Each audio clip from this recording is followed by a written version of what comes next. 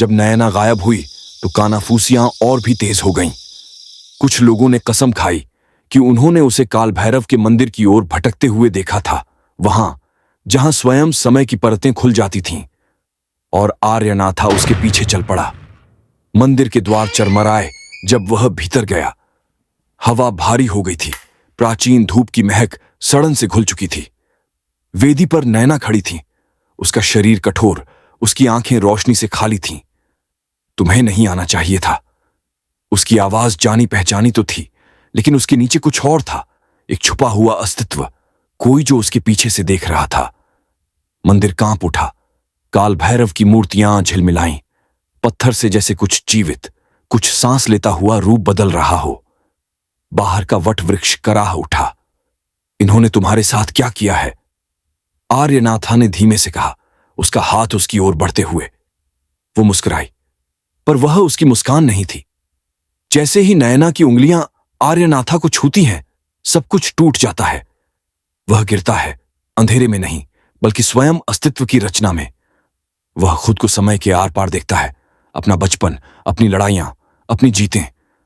और फिर वह उसे देखता है, नयना, इससे पहले कि वह नयना बनी हो। वह हमेशा उससे बंधी रही थी। हर जन्म में उसने उससे प्रेम किया था, और हर जन्म में वही उसके पतन का कारण बनी थी। पर एक भूले हुए जन्म में उसने उसे धोखा दिया था।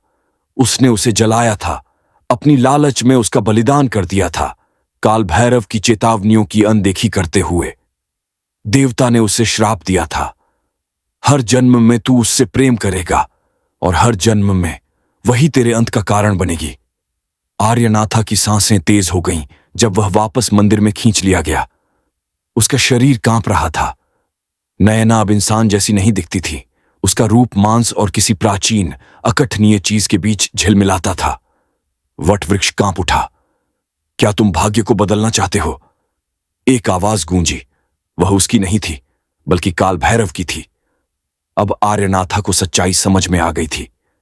प्रेम कभी उसका उद्धार नहीं था, वह सदा उसका वध करने वाला रहा था।